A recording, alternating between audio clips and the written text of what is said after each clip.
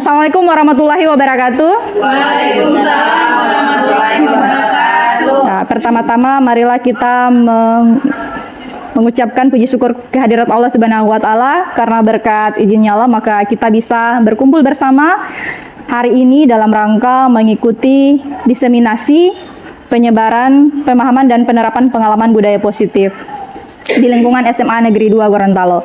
Sebelumnya saya mengucapkan terima kasih kepada ibu-ibu sekalian yang telah menyempatkan waktu untuk hadir bersama di ruangan ini. Nah, untuk mengefisiensikan waktu, langsung saja kita bahas untuk alur pembahasan hari ini, yaitu terkait konsep inti budaya positif. Yang pertama, perubahan paradigma belajar, kemudian disiplin positif, nilai-nilai kebajikan, kebutuhan dasar manusia, motivasi perilaku manusia, posisi kontrol guru, keyakinan kelas, dan segitiga restitusi. Memang agak padat ya, tapi insya Allah apa yang akan kita dapatkan hari ini akan bermanfaat dan bisa membuka paradigma kita terkait budaya positif di sekolah.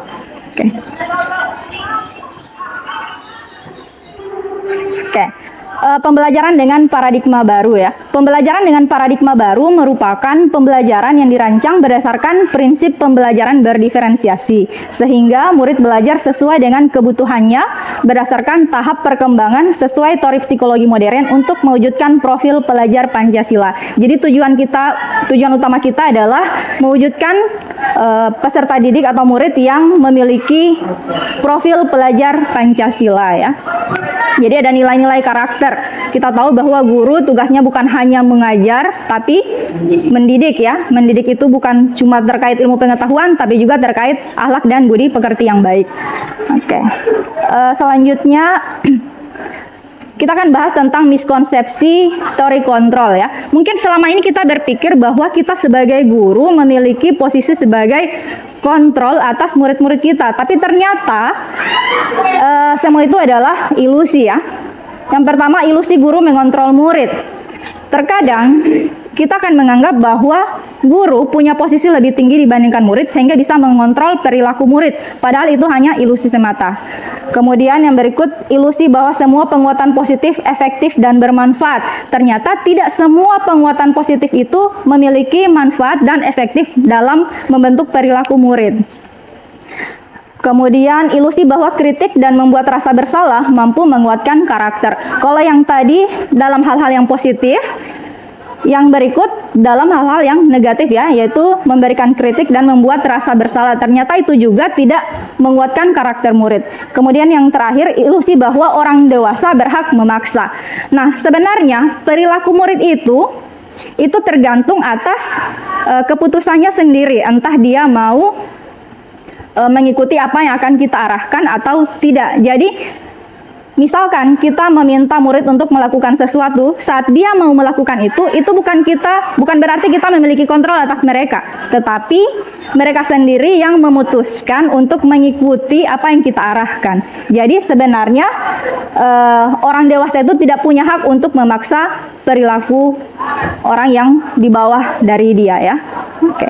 Jadi ada 4 ilusi ini yang merupakan miskonsepsi kita selama ini tentang teori kontrol. Oke. Nah, selanjutnya perubahan paradigma ini akan mengajak teman-teman semua, termasuk saya sendiri, untuk mengubah cara berpikir mulai dari yang stimulus respon ke pendekatan teori kontrol ya. Di tabel ini terlihat bahwa teori stimulus respon, misalkan ya, kita menganggap bahwa realitas atau kebutuhan kita itu sama, tapi kan ternyata tidak. Berdasarkan teori kontrol, realitas atau kebutuhan kita itu berbeda. Setiap orang punya kebutuhan yang berbeda.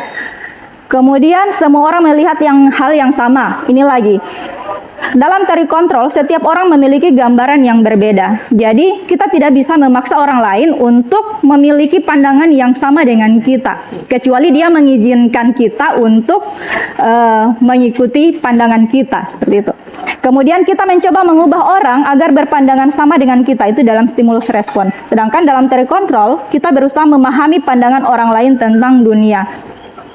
Perilaku buruk dilihat sebagai suatu kesalahan, sedangkan dalam teori kontrol semua perilaku memiliki tujuan. Jadi ada latar belakang kenapa murid atau orang itu melakukan sesuatu ya. Itu ada dalam teori kontrol. Kemudian dalam stimulus respon orang lain bisa mengontrol saya. Dalam teori kontrol hanya Anda yang bisa mengontrol diri Anda. Kemudian saya bisa mengontrol orang lain, padahal yang sebenarnya Anda tidak bisa mengontrol orang lain. Pemaksaan ada pada saat bujukan gagal, sedangkan pada teori kontrol, kolaborasi dan konsensus menciptakan pilihan-pilihan baru. Nah, yang terakhir, model berpikir menang kalah ya. Sedangkan pada teori kontrol, model berpikir menang-menang. Jadi tidak ada yang dalam posisi kalah gitu. Jadi kita pakai win-win ya. Oke. Nah, selanjutnya disiplin positif. Nah, yang utama pembahasan kita mulai dari sini ya. Disiplin itu berasal dari kata disiplin yang berarti belajar. Berarti kita tahu bahwa disiplin mengacu pada disiplin diri, yang artinya setiap orang itu memiliki tanggung jawab terhadap apa yang dilakukannya, tapi berdasarkan nilai-nilai kebajikan yang dia pahami. Kemudian disiplin positif merupakan salah satu cara penerapan disiplin yang bertujuan untuk menumbuhkan kesadaran serta memberdayakan murid tanpa imbalan penghargaan, ancaman, atau hukuman. Jadi sekarang pemberian reward dan punishment itu sudah tidak relevan lagi ya, karena tidak sesuai dengan teori kontrol. Nah, jadi tugas guru itu adalah menumbuhkan kesadaran kepada murid. Kita membimbing mereka supaya menjadi pribadi yang mandiri dan bertanggung jawab. Jadi saat mereka berbuat salah, kita arahkan bagaimana mereka memperbaiki kesalahan itu, bukan menghukum mereka atas kesalahan mereka. Seperti itu. Ya, selanjutnya ini adalah nilai-nilai kebajikan. Nilai-nilai kebajikan itu artinya nilai yang disepakati bersama terlepas dari suku bangsa, agama, bahasa maupun latar belakangnya. Yang paling dekat dengan kita itu adalah profil pelajar Pancasila ya. Itu beriman bertakwa kepada Tuhan Yang Maha Esa dan berakhlak mulia, mandiri, berpikir kritis, berkebinakaan global, bergotong royong dan kreatif. Kalau untuk yang organisasi PYP juga ada, life skill atau keterampilan hidup juga ada. Intinya nilai-nilai kebajikan ini adalah hasil kesepakatan bersama ya. Oke, selanjutnya tentang teori kebutuhan dasar manusia. Nah, kebutuhan dasar manusia adalah segala sesuatu yang kita lakukan untuk mendapatkan apa yang kita inginkan. Artinya, seluruh tindakan itu dilakukan memiliki tujuan tertentu dan semua usaha terbaik yang kita lakukan adalah dalam rangka agar memenuhi kebutuhan dasar kita. Oke, ada 5 kebutuhan dasar manusia. Yang pertama adalah kebutuhan bertahan hidup, yaitu terkait makanan, pakaian, tempat tinggal, keamanan, dan kesehatan. Kalau dalam perilaku, misalkan ada murid yang bolos pelajaran karena ingin ke kantin, berarti dia berusaha untuk memenuhi kebutuhan hidupnya ya. Kebutuhan bertahan hidup, dia ingin memenuhi rasa laparnya. Kemudian yang berikut adalah kasih sayang dan rasa diterima. Nah, yaitu rasa diterima, dipedulikan, berbagi, kerjasama, menjadi bagian dalam kelompok. Kemudian kekuasaan ya. Kekuasaan itu yaitu terkait harga diri, keinginan untuk dianggap, memimpin, berprestasi, diakui, dan didengar. Nah, terkadang ada murid-murid yang ingin menjadi anggota kelompok ya. Dan itu berarti dia memiliki kebutuhan untuk kekuasaan. Dia ingin memenuhi kebutuhan dasarnya, yaitu ingin dianggap atau memimpin. Nah, kemudian kebebasan. Nah, kebebasan di sini bukan berarti bebas tapi tidak bertanggung jawab ya, tetapi bebas untuk mencoba atau memiliki pilihan, kemudian mandiri, mencoba hal baru, kemudian mampu mengendalikan arah dirinya. Dan yang terakhir adalah kebutuhan akan kesenangan, yaitu bermain, humor, antusiasme, tertawa. Nah, ini yang paling sering kita temui ya di murid-murid kita. Ada yang sukanya bermain di dalam kelas, bercanda dengan temannya, berarti dia sedang memenuhi kebutuhan dasarnya, yaitu terkait kesenangan. Oke. Nah, ini ada 3 tingkatan motivasi perilaku manusia ya. Yang pertama untuk menghindari ketidaknyamanan atau hukuman. Kemudian untuk mendapatkan imbalan atau penghargaan dari orang lain. Nah, yang 2 ini termasuk motivasi ekstrinsik, berarti dia masih dipengaruhi oleh orang lain ya. Yang pertama kan itu dia ingin menghindari ketidaknyamanan atau hukuman, kemudian yang kedua mendapatkan imbalan atau penghargaan. Nah, kita mengusahakan agar murid itu tumbuh motivasi intrinsiknya. Nah, motivasi intrinsik itu yang bagaimana? Yaitu kita harus mengarahkan mereka untuk menjadi orang yang mereka inginkan dan menghargai diri sendiri dengan nilai-nilai yang mereka percaya. Oke. Yang berikut ini ya, terkait hukuman, konsekuensi, dan restitusi. Nah, hukuman itu bersifat tidak terencana atau tiba-tiba, kemudian murid tidak tahu apa yang akan terjadi, artinya dia tidak dilibatkan dalam membuat peraturan ya. Jadi peraturannya sudah ada, mereka wajib untuk ikut. Kalau melanggar itu dihukum. Nah, itu kalau dalam hukuman. Kemudian bersifat satu arah dan berupa hukuman fisik atau psikis. Yang berikut konsekuensi. Nah, konsekuensi ini tingkatannya lebih tinggi dari hukuman. Terencana atau disepakati sesuai peraturan, tetapi murid tetap dibuat tidak nyaman. Jadi saat dia membuat kesalahan, ada konsekuensi yang harus diterima. Seperti itu ya. Kemudian sikap guru selalu memonitor murid. Nah, dalam dua hal ini, murid berada di bawah kontrol guru ya. Kemudian yang ketiga ada yang namanya restitusi. Nah, restitusi adalah proses menciptakan kondisi bagi murid untuk memperbaiki kesalahan. Kemudian berupa proses kolaboratif yang mengajarkan murid untuk mencari solusi sendiri. Jadi ada dua hal intinya ya. Mereka dapat memperbaiki kesalahan saat berbuat kesalahan, kemudian mereka bisa mencari solusi atas permasalahannya sendiri. Jadi terkait dua nilai mandiri dan bertanggung jawab ya. Nah, terkait yang tadi ada 5 posisi kita sebagai guru ya. Yang pertama sebagai penghukum, kemudian pembuat rasa bersalah, teman, pemantau, dan manajer. Mari kita bahas satu persatu ya. Oke. Contoh penerapan 5 posisi kontrol guru. Misalkan ada kasus murid tidak memakai atribut lengkap saat upacara bendera. Saat kita mengucapkan seperti ini, hormat pada bendera selama 1 jam, itu berarti kita menghukum ya. Maka posisi kita sebagai penghukum. Kalau pembuat rasa bersalah, kalimat yang mungkin muncul adalah, berapa kali ibu atau bapak harus memberitahu kamu selalu saja mengecewakan ibu bapak. Nah, ini berarti posisinya pembuat rasa bersalah. Yang ketiga, kalau kita dalam posisi teman, kita guru tapi dalam posisi teman, kalimat yang mungkin muncul adalah, ayo dong ikuti aturan sekolah, tolong bantu ibu atau bapak sekali ini ya. Ya sudah, tidak apa-apa, lain kali jangan sampai berbuat seperti ini lagi. Berarti kita menganggap mereka sebagai teman kita ya. Kemudian posisi yang keempat sebagai pemantau. Kamu sudah melanggar peraturan sekolah, kamu tahu konsekuensinya. Setelah upacara, kamu beli atribut di koperasi dan jangan diulangi lagi. Berarti sudah ada solusi, tapi solusinya dari guru. Jadi murid berbuat kesalahan, kemudian diberitahukan konsekuensinya apa dan solusinya seperti apa. Jadi tugasnya sebagai pemantau ya. Jadi ini posisi kontrol pemantau. Dan yang terakhir sebagai manajer. Apakah kamu sudah tahu apa kesalahanmu? Nah, dari kalimat ini berarti terlihat bahwa kita menyadarkan mereka untuk melihat kesalahan mereka. Kira-kira bagaimana kamu memperbaiki kesalahanmu? Berarti kita mengarahkan mereka untuk mencari solusi atas permasalahannya sendiri. Nah, ini posisi kontrol sebagai manajer. Oke. Nah, Bapak Ibu bisa dilihat. Oke. Saya kecewa sekali dengan kamu. Kira-kira masuk posisi apa?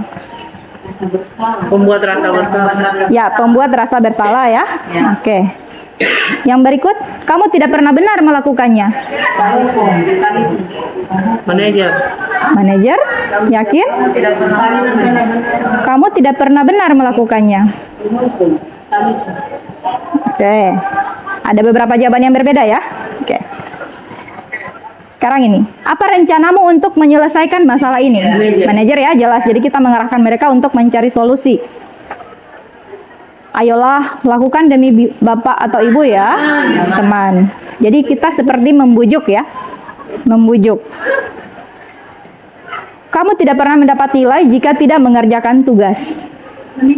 Ya, berarti ini sebagai penghukum, yang kedua tadi sebagai pemantau ya. Selanjutnya keyakinan kelas ya. Nah, mengapa keyakinan kelas? Mengapa bukan peraturan kelas? Jadi ada kata peraturan dan keyakinan. Nah, pembentukan keyakinan kelas itu bersifat abstrak, kemudian dia berupa pernyataan universal, dibuat dalam pernyataan positif, sedikit saja agar mudah diingat, sesuai dengan kondisi kelas atau sekolah sehingga mudah diterapkan, dan semua warga sekolah atau kelas dilibatkan saat membuat keyakinan kelas. Jadi, ini alasannya kenapa keyakinan kelas ya, artinya kita melibatkan murid untuk membuat kesepakatan. Kalau peraturan kelas berarti peraturannya dibuat oleh guru tanpa melibatkan murid dan ada konsekuensi saat murid melanggar. Gitu. Jadi tidak ada kesepakatan. Jadi murid hanya langsung diberikan ini peraturannya, kalian wajib mengikuti. Kalau tidak berarti ada hukuman. Itu kalau peraturan. Oke, selanjutnya segitiga restitusi. Nah, segitiga restitusi adalah suatu proses dialog yang dijalankan oleh guru agar dapat menghasilkan murid yang mandiri dan bertanggung jawab. Ada 3 tahap ya. Yang pertama, menstabilkan identitas. Yang kedua, validasi tindakan yang salah. Dan yang ketiga, menanyakan keyakinan. Oke, dalam tahap menstabilkan identitas, ini berdasarkan prinsip membuat kesalahan adalah bagian dari proses pembelajaran. Berbuat salah itu wajar. Jadi ini kata-kata yang mungkin muncul saat kita dalam tahap menstabilkan identitas ya. Artinya kita menerima mereka berbuat salah. Tidak ada manusia yang sempurna. Ibu bapak juga pernah melakukan itu. Ibu bapak tidak mau mencari siapa yang salah, tapi ingin mencari solusi dari permasalahan ini. Kamu berhak untuk merasa begitu kok, gitu ya. Kemudian tahap yang kedua, validasi tindakan yang salah.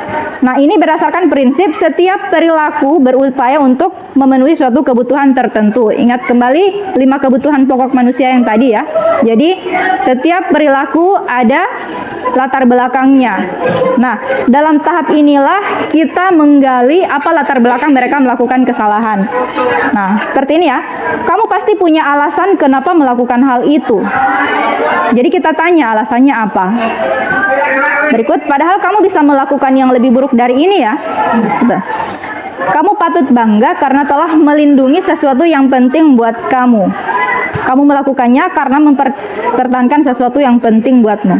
Dan yang terakhir adalah menanyakan keyakinan. Ini berdasarkan prinsip terkontrol bahwa pada dasarnya kita termotivasi secara intrinsik. Jadi tugas guru adalah memunculkan motivasi secara intrinsik dari dalam diri murid dengan tujuan adalah membentuk murid yang mandiri dan bertanggung jawab. Bertanggung jawab atas kesalahan dan mandiri dalam mencari solusi ya. Nah, tahap menanyakan keyakinan. Apa keyakinan kelas kita? Nilai-nilai apa yang telah kita sepakati bersama? Seperti apa gambaran sebuah kelas yang ideal menurut kamu? Kamu ingin jadi orang yang seperti apa?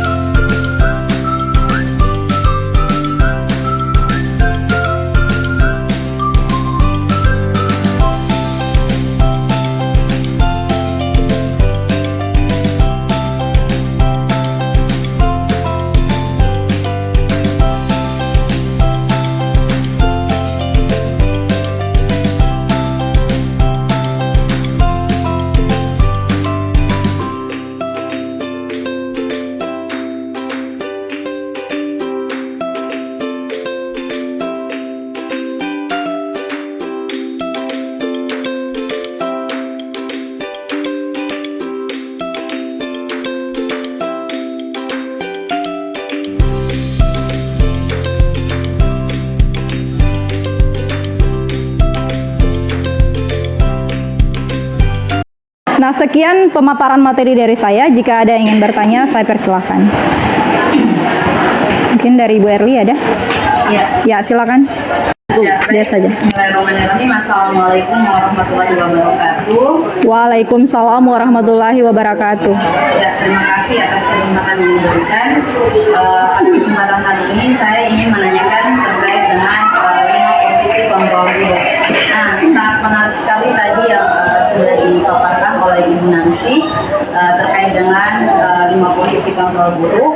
Nah, tetapi di sini saya ingin menanyakan bagaimana sebenarnya implementasi dari 5 posisi kontrol guru ini. Apakah kita harus menggunakan semua atau kita memilih salah satu atau kita menyesuaikan dengan kondisi. Nah, misalkan begini, ketika misalkan 1 kali, 2 kali siswa itu melakukan kesalahan, mungkin kita bisa bertindak sebagai teman. Dan ketika mungkin kesalahan itu sudah diulang berkali-kali, apakah kita bisa bertindak sebagai penghukum atau posisi yang lainnya? Ya, mungkin itu saja dari saya. Terima kasih. Wassalamualaikum warahmatullahi wabarakatuh. Assalamualaikum warahmatullahi wabarakatuh. Waalaikumsalam. Terkait dengan apa yang sudah ditanyakan oleh Ibu Erli tadi tentang 5 posisi kontrol guru ini, nah yang ingin saya tanyakan pada saat bagaimana kita menerapkan posisi kontrol guru dengan penghukum, kemudian pembuat rasa bersalah, teman, pemantau, atau manajer. Ya, terima kasih atas pertanyaannya. Yang pertama dari Ibu Erli ya.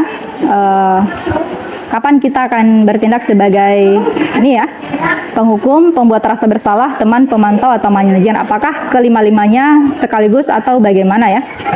Pertanyaannya agak mirip sedikit dengan pertanyaannya Ibu Adri, jadi sekalian saja saya jelaskan. Jadi sebenarnya posisi kontrol guru sebagai penghukum, pembuat rasa bersalah, dan teman itu sekarang sudah tidak relevan dengan teori kontrol itu yang tadi sudah dijelaskan. Itu kan berarti murid berada dalam posisi yang di bawah ya. Nah, kita diharapkan untuk berada minimal ada di posisi pemantau. Minimal kita ada berada di posisi pemantau dan maksimalnya kita bertindak sebagai manajer. Nah, saat kita bertindak sebagai manajer, berarti kita mulai sedikit demi sedikit membentuk pribadi atau karakter murid untuk menjadi orang yang bertanggung jawab atas kesalahannya saat dia berbuat salah. Kemudian dia mandiri dalam menyelesaikan masalah. Jadi memang dalam posisi manajer ini berarti kita menggunakan segitiga restitusi kan? Ada dialog di situ. Dialog yang 3 tahapan tadi ya. 3 tahapan dalam segitiga restitusi tadi.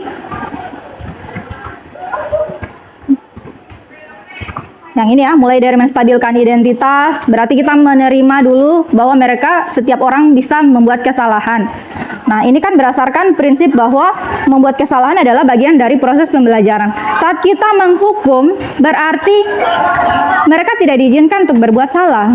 Ya kan? Berarti kita posisi kontrolnya sebagai orang yang ada di atas mereka. Padahal kan itu tidak relevan dengan teori kontrol. Teori kontrol mengatakan bahwa setiap perilaku ada alasan. Ya. Nah, untuk mencari tahu alasannya itu, maka kita bisa gali melalui proses restitusi, yaitu yang di tahap yang kedua. Tahap yang kedua tadi masih ingat kan? Apa? Validasi tindakan yang salah. Jadi kita cari tahu, kita gali kenapa dia tidak masuk kelas, kenapa tugasnya tidak pernah masuk. Jadi ada proses dialog di situ. Disinilah proses konfirmasi atas kesalahan itu terjadi ya. Jadi kalau dalam posisi sebagai penghukum, kita tidak tanpa babi bu ya, kita tidak peduli apa alasan murid, kita langsung hukum mereka saat mereka berbuat salah. Dan di sini saat kita berada dalam posisi penghukum, berarti murid itu tidak belajar dari kesalahannya. Tidak ada proses pembelajaran di situ. Nanti akan muncul keinginan untuk tidak mau lagi melakukan itu karena sering dihukum, akhirnya terulang. Coba selama ini kita refleksi dulu, kita berada di dalam posisi kontrol yang mana?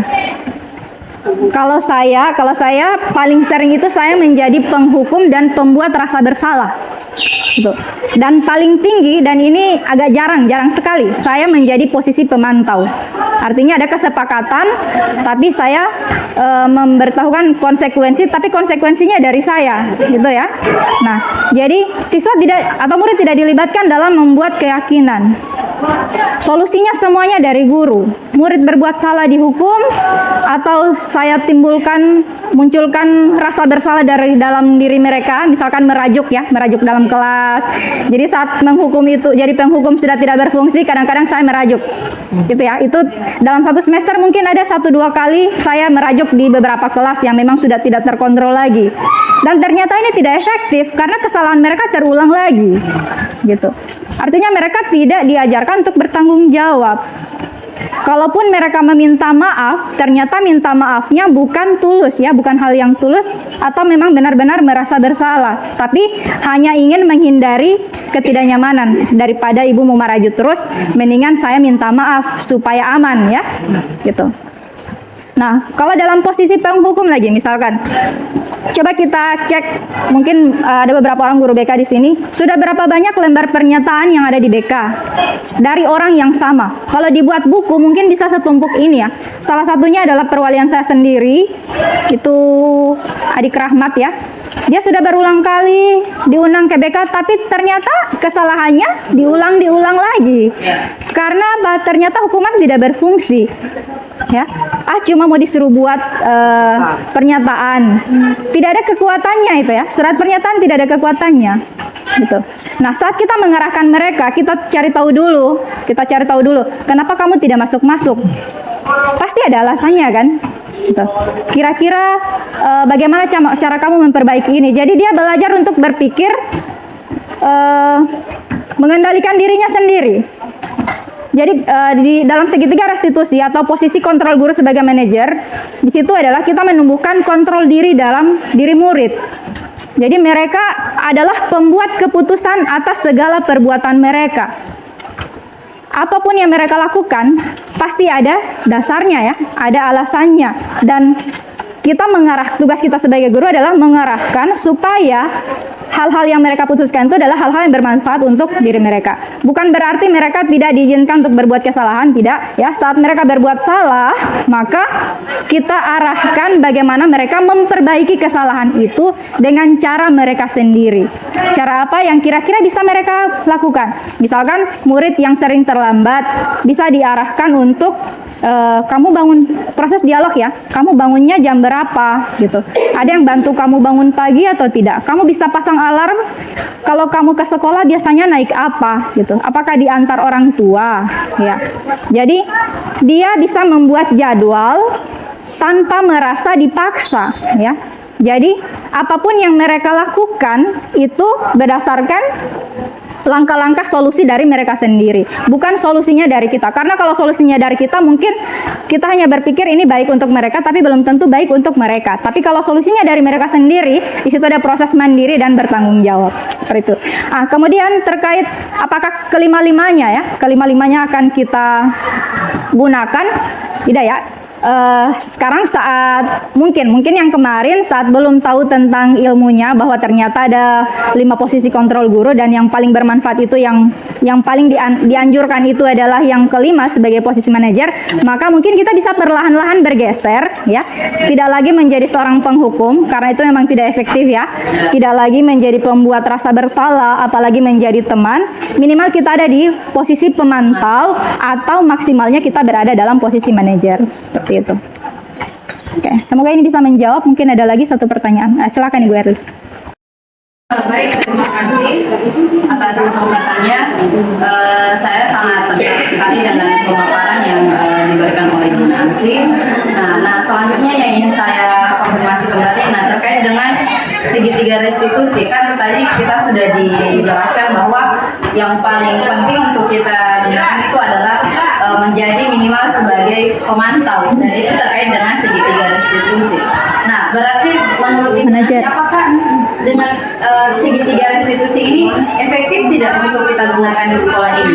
Nah, misalkan efektif, kalaupun efektif, kira-kira bagaimana rekomendasi yang bisa kita berikan kepada pihak sekolah, apalagi mungkin di sini ada teman-teman BK, supaya kita bisa melaksanakan segitiga restitusi ini. Jangan sampai ini cuma sekedar teori dan kemudian kita tidak bisa aplikasikan di dalam lingkungan kita, karena memang kita sadari bahwa setiap hari pasti kita menemukan kesalahan ataupun pelanggaran-pelanggaran yang terjadi dalam siswa kita. Mungkin itu saja. Terima kasih. Wassalamualaikum warahmatullahi wabarakatuh. Good. Oke. Ya, terima kasih atas pertanyaan dari Bu Erli tadi. Ya, memang saat kita punya sesuatu hal yang baru, masalahnya adalah bagaimana membuat orang lain sepaham atau satu pemikiran dengan kita supaya kita bisa bergerak bersama ya. Untuk itu kita perlu adanya kolaborasi. Nah, sebelum dilakukan kolaborasi berarti yang pertama ini sudah saya lakukan, memberikan diseminasi kepada teman-teman. Jadi ilmu yang sudah saya terima, saya tidak simpan untuk diri saya sendiri. Minimal ada 10 orang di sini yang bisa tahu bahwa ternyata dalam menyelesaikan masalah itu kita bisa menggunakan cara ini. Ada cara yang baru yang lebih efektif ya. Saat cara-cara yang lama yang sudah kita praktekkan ternyata tidak efektif. Kemudian dari pihak sekolah, kepala sekolah, kemudian orang tua ya. Orang tua juga perlu untuk dilibatkan. Jadi nantinya selain guru, ada juga kolaborasi positif antara orang tua dan murid itu sendiri. Nah, untuk murid ini sendiri, kita bisa melibatkan mereka dalam membuat keyakinan kelas. Nah, kemudian terkait efektif atau tidaknya, kemarin saya sudah mencoba untuk melakukan dan menggali informasi dan menggunakan segitiga restitusi, tapi saya tidak rekam ya. Saya tidak rekam secara video, saya cuma rekam pakai rekaman suara, dan itu terjadi di kelasnya Ibu Wirid. Saya melihat perubahan siswa itu setelah saya lakukan restitusi, ada perubahan yang ke arah yang lebih baik selama 2 minggu ke depan. Ini kan baru 2 minggu yang lalu saya lakukan. Ternyata dia sedikit demi sedikit timbul kesadarannya. Dan ini tidak bisa dilakukan tanpa ada kolaborasi antara perwalian dan orang tua. Jadi setelah saya melakukan restitusi, saya sampaikan kepada Ibu Wirid. Ibu Wirid, anak dari Rizky udah tahu, tadi sudah saya ajak berdialog dan ini hasil dialognya seperti ini. Mohon disampaikan kepada orang tuanya bahwa ini solusinya dari dia sendiri. Kemarin kan masalahnya dia bangun terlambat datang ke sekolah. Setelah itu dia langsung ke kantin untuk makan sarapan. Setelah itu dia ke kelas ikut pelajaran saya, tapi cuma 30 menit dia tidur. Jadi ada 3 kesalahannya dan itu sangat fatal. Misalkan yang sering dilakukan teman-teman ini, kalau misalkan ada Menghukum. yang terlambat, kan biasa orang disuruh pungut sampah. Itu masuk dalam apa? Iya itu. Ini lagi ya. Saat ada murid yang berbuat kesalahan, misalkan terlambat datang ke sekolah, kemudian diberi hukuman untuk buang sampah atau bersih-bersih WC ya. Iya. Sering. Nah, itu berarti guru itu menjalankan posisi kontrol sebagai penghukum, dan hukumannya tidak relevan dengan kesalahan. Iya. Tidak sesuai, tidak relevan. Orang datang terlambat kok dihukum pungut sampah, kan tidak nyambung ya. Kesalahan dengan solusi tidak ketemu. Iya. Gitu. Dan siswa tidak diarahkan untuk menyadari kesalahannya. Paling cuma dikasih pembinaan ya, ujung-ujungnya dimarah-marah. Iya. Siswa ya cukup diam mendengar, masuk telinga kanan, keluar telinga kiri. Oke lah, saya buang sampah, selesai masalahnya. Padahal masalahnya masih tetap ada di situ. Besok dia kembali lagi datang terlambat. Kan? Itu karena apa? Guru menjalankan posisi sebagai penghukum. Jadi hukumannya tidak relevan dengan kesalahan. Coba kalau misalnya mungkin bisa dicoba mulai besok ya, teman-teman yang berjaga di piket, biasanya kan ada guru BK. Coba di restitusi satu persatu. Kalau dalam restitusi itu tidak ada secara bersamaan ya, karena kita menghargai privasi murid. Jadi restitusi itu dilakukan di dalam satu ruangan tertutup dan aman, tanpa gangguan. Kemudian kita berdialog secara tatap mata, secara langsung. Iya, jadi kita menggali. Nah, di sini dibutuhkan keterampilan guru dalam menggali informasi dan melaksanakan tahap-tahap dalam segitiga restitusi. Kemarin saya lanjut cerita yang si anak dari Rizky ya. Saat di tahap yang ketiga, saya tanyakan, bagaimana cara kamu memperbaiki ini? Dia menjawab, saya tidak tahu, Bu. Gitu. Berarti kan dia belum terbentuk dalam pikirannya bahwa ada solusi untuk masalah ini. Iya, jadi di situ saya masuk dan menggali informasi. Saya tanyakan, kamu biasa bangun jam berapa? Jam begini, jam 6. Oh, berarti kamu tidak sholat subuh? Kadang-kadang, Bu. Kenapa kadang-kadang? Apakah nanti ada yang bantu kamu untuk bangun? Bang, iya, kalau orang tua saya ingat untuk membangunkan, maka saya bangun. Orang tua kamu sholat tidak? Bang, sholat. Oh, oke. Berarti saya bisa menghubungi orang tuamu untuk bantu kamu sholat subuh tiap hari. Gitu. Saat kamu sholat subuh, berarti kamu kan jam 5 maksimal itu sudah bangun, sudah segar. Kalau kamu masih butuh waktu untuk santai-santai, masih ada waktu di situ kan?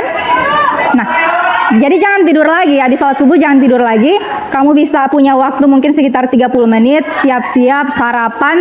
Jadi kamu dalam kondisi prima datang ke sekolah. Kira-kira itu bisa kamu lakukan tidak? Dia masih berpikir sejenak. Bilang, mungkin bisa, Bu. Bilang, kenapa mungkin? Kadang-kadang tidak ada makanan di rumah. Katanya seperti itu, orang tuanya itu jarang masak. Makanya dia lebih sering makan di kantin ya. Jadi dia memenuhi kebutuhan dasarnya. Saat pagi-pagi dia lapar, dia butuh sarapan, dia langsung ke kantin. Habis apel dia tidak singgah di kelas, tapi langsung menuju kantin. Nah, jadi saya bilang begini, oh mungkin ibu bisa minta tolong sama ibumu untuk minimal menyiapkan sarapan untuk kamu, gitu. Kalaupun tidak bisa untuk satu keluarga, untuk kamu dulu ya. Kan bisa sarapan sederhana kayak goreng telur, ada nasi, minimal seperti itu. Bilang, oh iya ibu. Cuma bagaimana saya mau kasih tahu sama orang tua, Bu? Tidak masalah, nanti ibu yang kasih tahu lewat wali kelas ya. Jadi apapun hasil yang kita sepakati di situ, solusinya ada dari dia sendiri. Saya bantu mengarahkan ya melalui pertanyaan-pertanyaan, menggali informasi. Jadi di situ dia mulai merancang jam paginya seperti apa, gitu. Setelah itu di akhir saya tanyakan kembali untuk memperkuat. Jadi kamu sudah tahu apa-apa yang kamu lakukan saat pagi? Ya Bu. Yang pertama apa? Sebelum tidur saya pasang alarm. Kemudian dibantu oleh orang tua untuk bangun pagi, sholat subuh berjamaah di masjid atau di rumah. Kemudian mungkin bisa sedikit santai-santai, siap-siap ke sekolah. Orang tua bantu menyiapkan sarapan, saya sarapan di rumah supaya tidak makan lagi di kantin. Gitu. Nah, jadi dia sudah membuat jadwal paginya seperti itu, dan ternyata setelah saya cek dalam 2 minggu itu dia hanya 2 kali tidak masuk. 2 kali tidak masuk itu karena dia sakit, dan yang pertama itu salah satunya sakit, yang satu alfa ya. Saya tidak sempat lagi tanya kenapa di alfa. Cuma minimal sudah ada perubahan ke arah yang lebih baik ya. Jadi dan tetap ada komunikasi antara wali kelas dengan orang tua.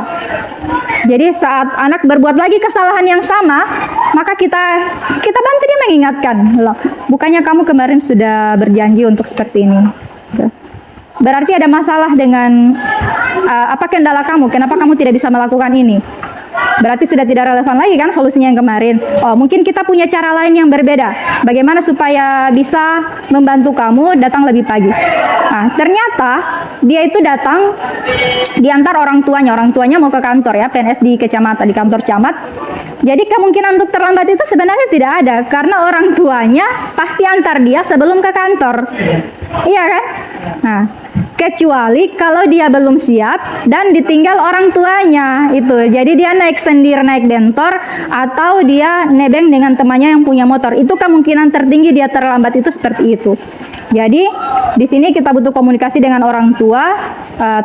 Nanti disampaikan saja bagaimana supaya orang tuanya ini bisa bantu dia sama-sama datang ke sekolah bersamaan dengan orang tuanya. Jadi jangan ditinggal seperti itu.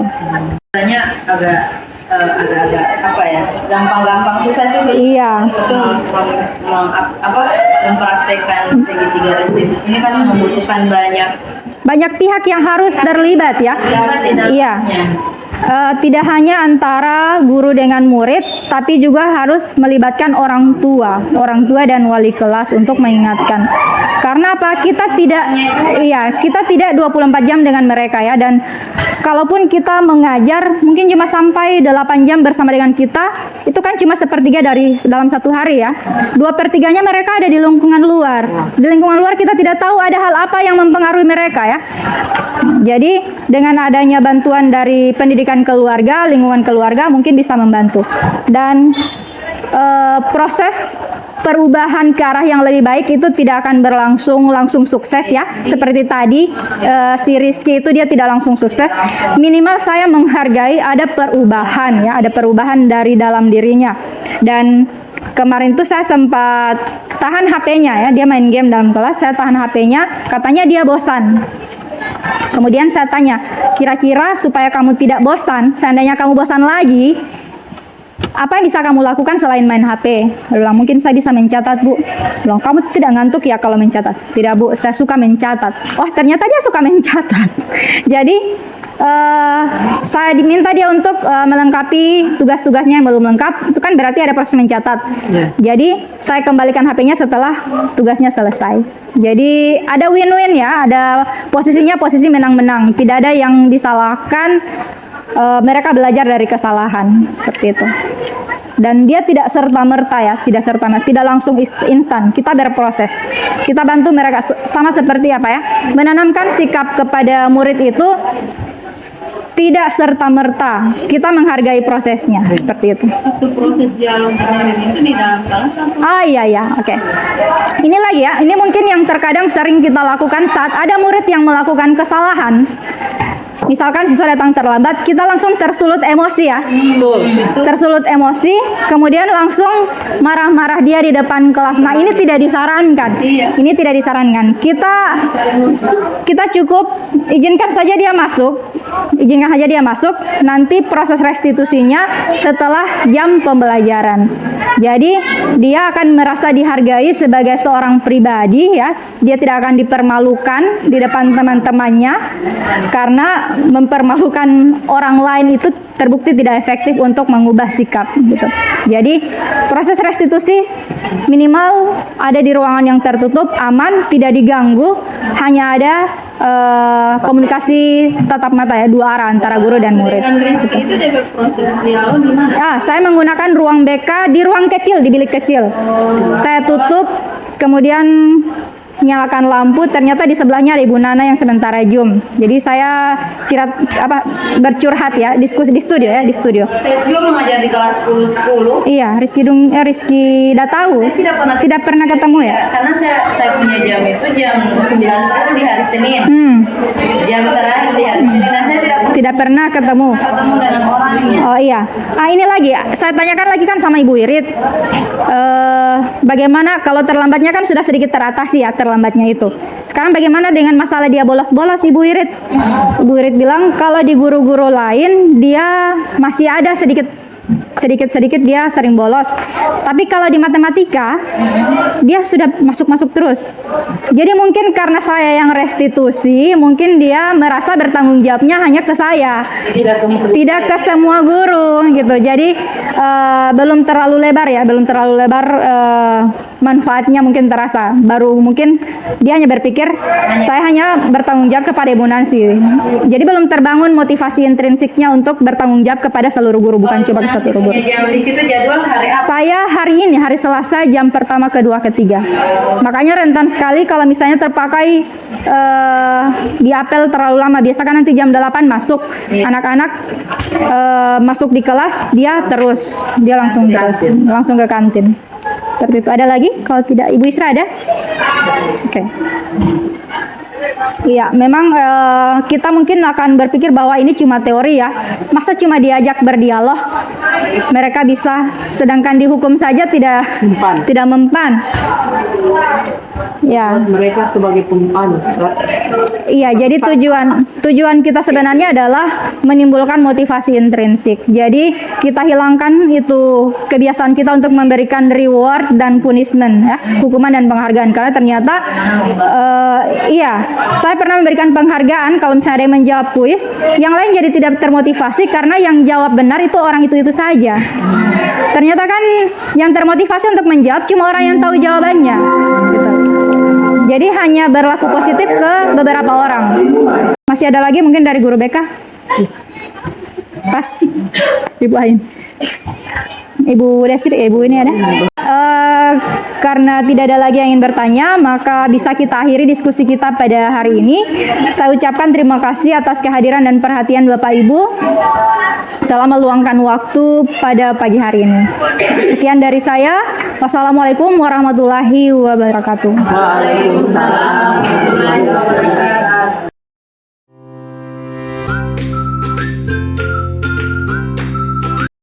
Assalamualaikum warahmatullahi wabarakatuh. Perkenalkan, nama saya Adrianti Napu. Saya guru matematika di SMA Negeri 2 Gorontalo.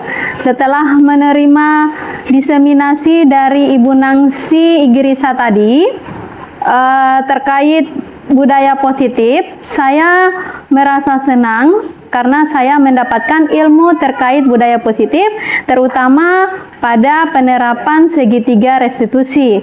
Saya berharap ke depannya saya bisa menerapkan segitiga restitusi untuk menyelesaikan masalah peserta didik. Demikian dari saya. Wassalamualaikum warahmatullahi wabarakatuh.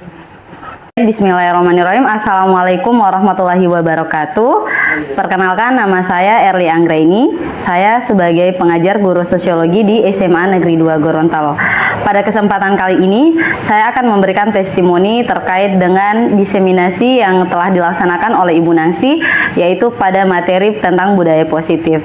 Nah, setelah saya mempelajari terkait dengan 5 posisi kontrol guru, di sini saya sudah menjadi lebih tahu bahwa posisi kita sebagai guru itu harusnya seperti apa. Nah, dalam hal ini budaya positif itu mengarahkan kita untuk menjadi seorang manajer. Untuk harapan saya ke depannya setelah mendapatkan materi ini menjadi sebuah bahan introspeksi diri saya untuk bisa lebih baik lagi, yang dimana dulunya saya itu kebanyakan menjadi pembuat rasa bersalah, dan ke depannya semoga bisa menjadi lebih berada pada posisi manajer. Mungkin itu saja dari saya. Terima kasih. Wassalamualaikum warahmatullahi wabarakatuh.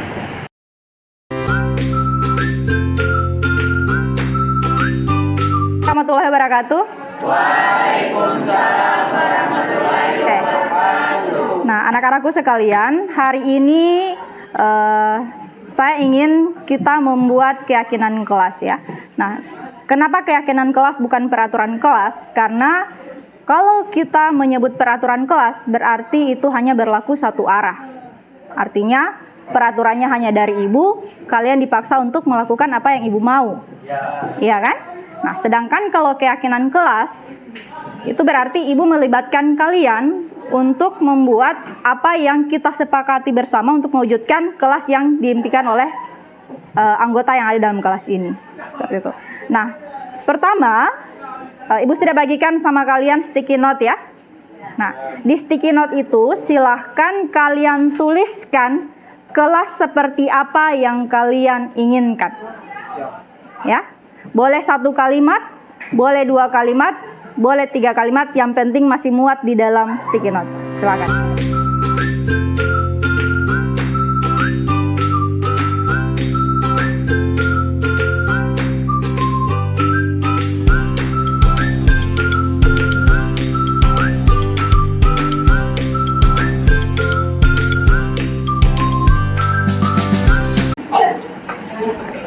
Yang sudah boleh ditempel ya.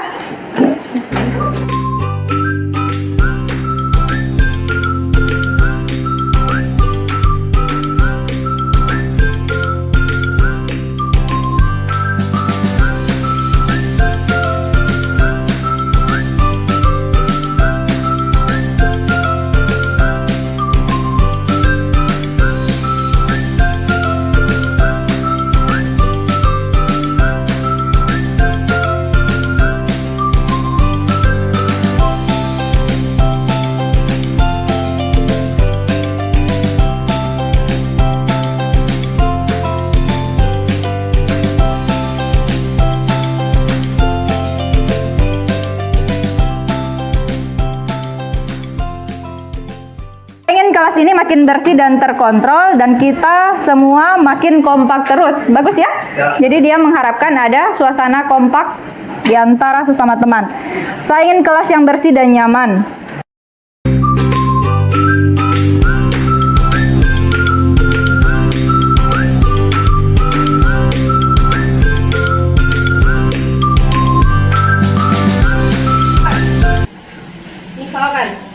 hal-hal baik apa yang mendasari kalian berlaku sesuatu. Jadi keyakinan itu adalah hal-hal baik atau karakter-karakter yang mendasari kalian berlaku sesuatu. Nah, kalau yang di sini yang dikenal itu profil pelajar Pancasila. Siapa yang masih ingat ada berapa? 6. Ada berapa? 5. Nah, apa saja? Beriman dan bersama. Oh, beriman dan bersama kepada Tuhan Yang Maha Esa. Yang kedua, berkebinekaan global. Yang ketiga, bernalar diri, gotong royong, mandiri, kreatif. Jadi ada 6 ya. Nah, di antara ke-6 ini tidak semuanya yang saya minta kalian yakin. Boleh juga di luar dari ini. Ini kan 6 ini hanya dimensi kan? Dimensi itu kan ada elemen dengan subelemennya. Kan sangat luas kan itu. Nah, saya minta minimal 3 saja. Nah, yang 3 ini saya akan pandu kalian untuk membuat daftar kira-kira apa saja perilaku yang menunjukkan berakhlak mulia, apa saja perilaku yang menunjukkan gotong royong, apa saja perilaku yang menunjukkan kreatif. Saya membagikan ini, jadi setiap orang berpikir dan tuliskan masing-masing satu. Oke?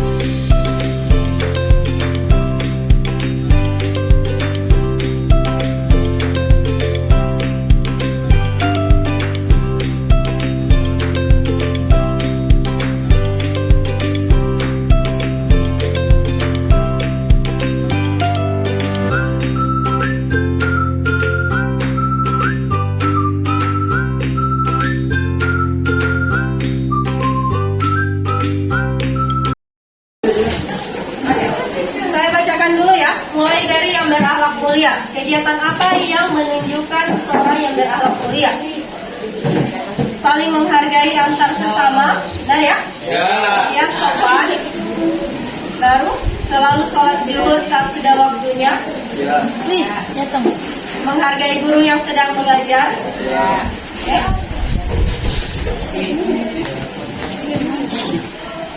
Menghargai guru atau teman. Mengucapkan salam, sopan, saling menghormati, saling menghargai, mendengarkan saat guru menjelaskan, ya kan? Lalu apa?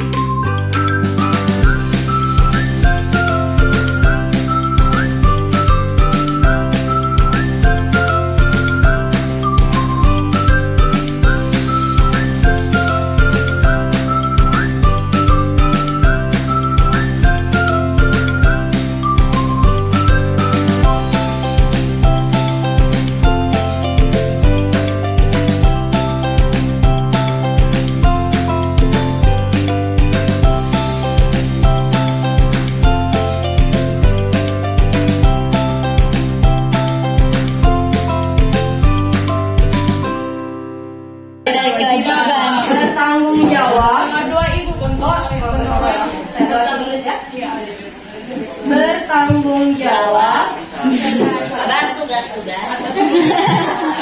Jangan lari-lari. atas tugas, atas tugas yang diberikan. baru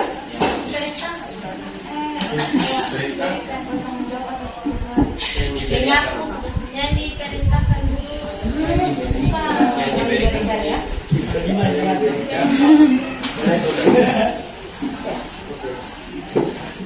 Nomor 3 jangan bergantung. Jangan pakai kata jangan, kita pakai kalimat positif. Jangan itu berarti kalimat negatif. Berarti apa? Proaktif dalam berkarya.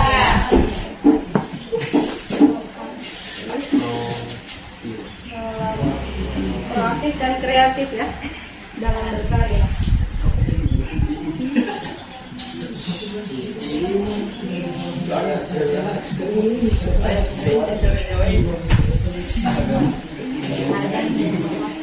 Yang ini banyak. Berakhlak mulia itu luas. Apa?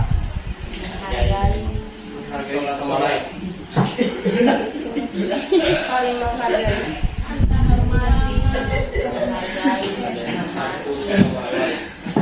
Menghargai sesama antar teman atau Baru Sama berapa?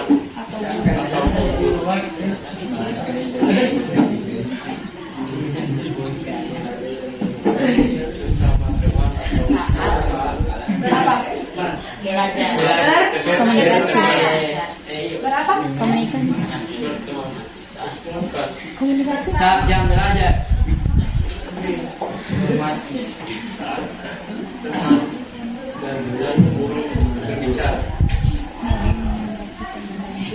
Itu apa? Saya mau tambah. Tidak tidur di kelas. Kamu soalnya tidak tahu mau diri sih, tidak pakai kegiatan-kegiatannya apa.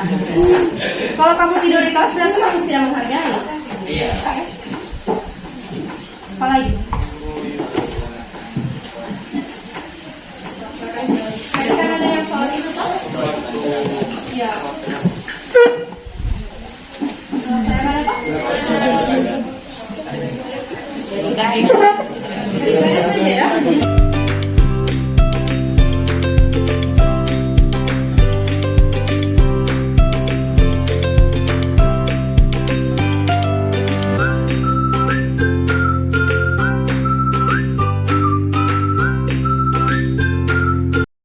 Cukup itu?